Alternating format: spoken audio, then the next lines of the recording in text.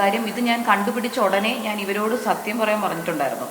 ഞാൻ പറഞ്ഞു, ഞാൻ ഇപ്പോഴും നിങ്ങളുടെ അനിയത്തിമാരായിട്ടാണ്, ഇങ്ങനെയാണ് ഞാൻ പറഞ്ഞത്, അനിയത്തിമാരായിട്ടാണ് കാണുന്നത്. നിങ്ങൾ എന്നോട് സത്യം പറഞ്ഞാൽ നമുക്ക് എന്തെങ്കിലും ഒരു കോംപ്രമൈസിലോട്ട് വരാം. പക്ഷെ നിങ്ങൾ കള്ളം പറഞ്ഞാൽ എനിക്കത് നിയമത്തിൻ്റെ രീതിയിലോട്ട് പോകേണ്ട വരും എന്ന് ഞാൻ അവരോട് പറഞ്ഞു. അപ്പോഴും പറഞ്ഞുകൊണ്ടിരുന്നു, ചേച്ചി ഇതിനകത്ത് നിയമത്തിലോട്ടൊന്നും പോകേണ്ട കാര്യമില്ല, നമ്മൾ സത്യമാണ് പറയുന്നത്, വെറും ഒരു 500-2000 രൂപയ്ക്ക് നമ്മൾ എടുത്തിട്ടുള്ളൂ, അതിൽ കൂടുതൽ എടുത്തില്ല, അത് പറഞ്ഞുകൊണ്ടിരുന്നു. ഞാൻ പറഞ്ഞു ശരി, അപ്പോൾ നിങ്ങൾക്ക് സത്യം പറയാൻ താല്പര്യമില്ല, അതുകൊണ്ട് ഞാനൊരു സ്റ്റോറി ഇടാം, ഇതുപോലെ കടയിൽ വന്ന് പർച്ചേസ് ചെയ്ത് ആരെങ്കിലും വേറെ സ്റ്റാഫുകളുടെ പേഴ്സണൽ അക്കൗണ്ടിലോട്ട് പേയ്മെൻറ്റ് കൊടുത്തോ എന്ന് പറഞ്ഞൊരു സ്റ്റോറി ഞാൻ ഇടാൻ പോവുകയാണെന്ന് പറഞ്ഞു. പറഞ്ഞതും ഈ 3 പേരും അവരെ കൊണ്ട് പറ്റുന്ന എല്ലാ നമ്പേഴ്സിൽ നിന്നും എന്നെ കോൺടാക്ട് ചെയ്തിട്ട് പറഞ്ഞു, കാലി വീഴാം, അങ്ങനെ ഒരു സ്റ്റോറി ഇടരുതെന്ന് പറഞ്ഞു. ഞാൻ പറഞ്ഞു, അങ്ങനെ ഒരു സ്റ്റോറി ഇട്ടാൽ ഇപ്പം എന്താ പ്രശ്നം? അപ്പോൾ അവർ പറഞ്ഞു, അല്ല ചേച്ചി അങ്ങനെ ഇട്ട നമ്മുടെ കുടുംബക്കാരൊക്കെ നമ്മൾ കള്ളികളാണെന്ന് വിചാരിക്കുന്നുണ്ട്. ഞാൻ പറഞ്ഞു, നിങ്ങൾ കട്ടിട്ടില്ലെങ്കിൽ നിങ്ങൾ കള്ളികളല്ലല്ലോ, കുടുംബക്കാർ ചോദിക്കുമ്പോൾ പറയണം അത് വേറെ ആരെയോ പറ്റി ഇട്ടതാന്ന് പറയണം എന്ന് പറഞ്ഞു. സ്റ്റോറി ഇട്ടതും ഒരു മിനിറ്റ് പോലും ആയിട്ടില്ല, എനിക്ക് എൻ്റെ OBOC അക്കൗണ്ടിൽ ഞാൻ റീഷെയർ ചെയ്തിട്ടുണ്ടായിരുന്നു, ദിയാ കൃഷ്ണയിലും ഉണ്ടായിരുന്നു.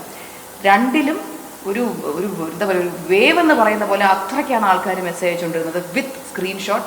നമ്മൾ കടയിൽ വന്നപ്പോൾ ഇതുപോലെ കുട്ടികൾ വന്നിട്ട് പറഞ്ഞു, ഇത് QR കോഡ് വർക്ക് ആവുന്നില്ല, കുറച്ച് നാളായിട്ട് എററാണ്, നിങ്ങൾ പൈസ ഇട്ടാൽ നിങ്ങളുടെ പൈസ പോകും, അതുകൊണ്ട് നമ്മുടെയിലോട്ട് ഇട്ടോളൂ എന്ന് പറഞ്ഞാണ് പലരും. ഇവർ ചിലവർ ക്യാഷ് തരുമ്പോൾ പറയും ക്യാഷ് വേണ്ട, QR മതി. ചിലവരോട് ബേബി ഇവർക്ക് ക്യാഷ്, ലിക്വിഡ് ക്യാഷിന് ആവശ്യം വരുമ്പോൾ ഇവർ നേരെ തിരിച്ചായിരുന്നു പറയുന്നത്, ക്യാഷ് മതി, ഇവിടെ QR കോഡ് വർക്ക് ആവുന്നില്ല.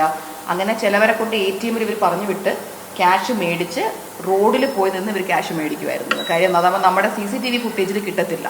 അപ്പോൾ ഇവരത് പ്ലാൻ ചെയ്ത് ചെയ്യിപ്പിക്കുന്നതും ചില കസ്റ്റമേഴ്സ് പറഞ്ഞിട്ടുണ്ട്. നമ്മൾ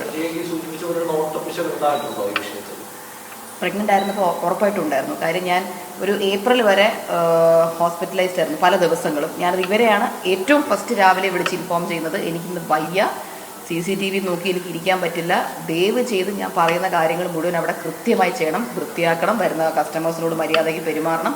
ഇതെല്ലാം ഞാൻ വിളിച്ച് പറയുമ്പോൾ മേ ബി ഇവരുടെ ഉള്ളിലൊരു സന്തോഷം ഉണ്ടായിരിക്കാം, ഓക്കെ വയ്യാതെ കിടക്കുക, അപ്പോൾ ഇന്ന് ലൂട്ട് ചെയ്യാം എന്നുള്ളൊരു തോട്ട് ഉണ്ടായിരിക്കാം. പിന്നെ ഹസ്ബൻഡ് IT-യിലാണ് വർക്ക് ചെയ്യുന്നത്, അപ്പോൾ പുള്ളി ഈ ബിസിനസ്സുമായിട്ട് വലിയ ബന്ധമൊന്നുമില്ല. എന്നെ ജസ്റ്റ് വെബ്സൈറ്റിൻ്റെ കാര്യത്തിൽ കുറച്ച് ടെക്നിക്കൽ പരമായ സഹായം ചെയ്യുന്നു എന്നുള്ളത്, പുള്ളിക്കും ഇതിനകത്ത് കംപ്ലീറ്റ് ആയിട്ട് കോൺസെൻട്രേറ്റ് ചെയ്യാൻ പറ്റുന്ന ഒരാളല്ല. ബിക്കോസ് ഉച്ച 2 തൊട്ട് രാത്രി 11 വരെ പുള്ളിക്കും വർക്കുണ്ട്, അപ്പോൾ ഇതിൻ്റെ പിന്നാലെ ഇരിക്കാൻ പറ്റില്ല. പിന്നെ വീട്ടിലുള്ള ആരെയും ബുദ്ധിമുട്ടിക്കേണ്ടെന്ന് വെച്ചിട്ടും പ്ലസ് ഇവരുടെ മേലുള്ള 100% വിശ്വാസം കാരണവും കൂടെയാണ് ഈ ഒരു കെയർലെസ്നെസ് സംഭവിച്ചിരിക്കുന്നത് എൻ്റെ ഭാഗത്ത് നിന്ന്.